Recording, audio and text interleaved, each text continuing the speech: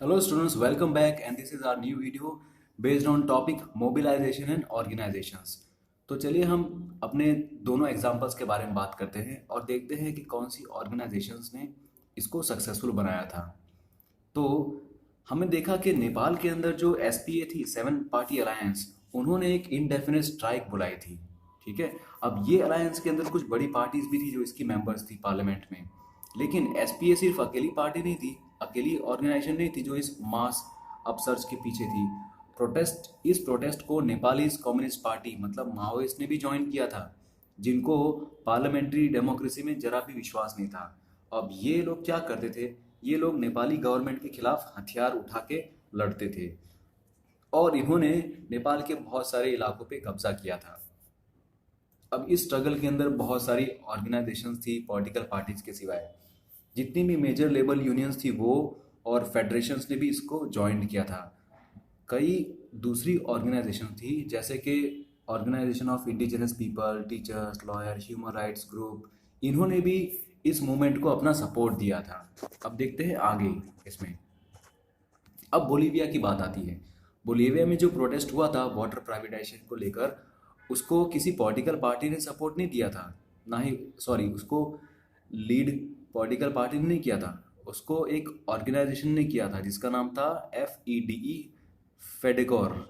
अब ये ऑर्गेनाइजेशन के अंदर कौन कौन लोग थे, लोकल प्रोफेशनल्स थे, इंजीनियर्स, एनवायरमेंटलिस्ट, ये लोग थे और इनको सपोर्ट दिया गया था फेडरेशन ऑफ फार्मर्स के द्वारा, जो लोग बेचारे सिर्फ और सिर्फ एग्रीकल्चर पे निर्भर थे।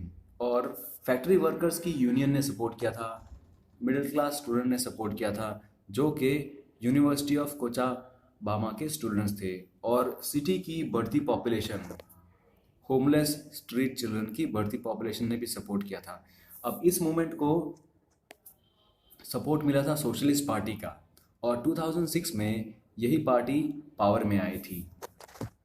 अब इन दोनों एग्जाम्पल्स के ऊपर से हम ये देख सकते हैं कि डेमोक्रेसी के अंदर अलग अलग टाइप की ऑर्गेनाइजेशंस इनके पीछे काम करती है। इतने बड़े मूवमेंट के पीछे अलग अलग ऑर्गेनाइजेशंस होती है और ये ऑर्गेनाइजेशंस अपना रोल प्ले करती है दो तरीके से। एक तो ऑब्वियस है कि एक तो ये लोग डेमोक्रेसी के अंदर जो भी कोई डिसीजंस होते हैं उसको इन्फ्लुएंस करते हैं डायरेक्टली। ये लोग कॉम्पिटिटिव पॉलिटिक्स में पार्टिसिपेट करते हैं, मतलब इलेक्शंस में पार्टिसिपेट करेंगे और इसको इनके डिसीजंस को इन्फ्लुएंस करेंगे। और ये कैसे होता है, जब वो पार्टी बनाएंगे, इलेक्शंस लड़ेंगे और गवर्नमेंट बनाएंगे।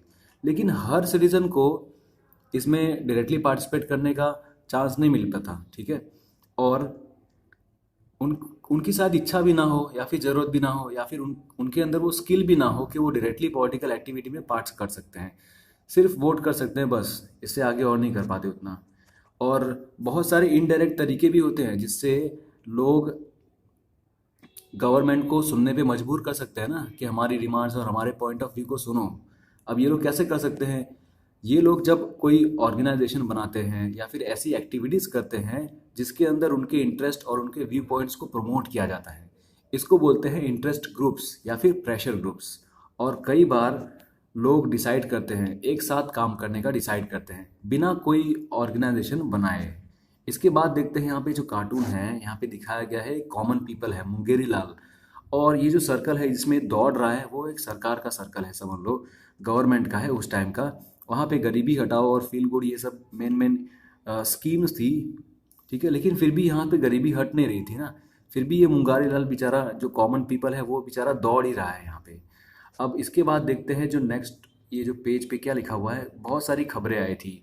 भोपाल गैस ट्रेजेडी को लेकर आई थी, यहाँ पे NGOs के बारे में बात हो रही है, फिर सेस के बारे में बात हो रही है,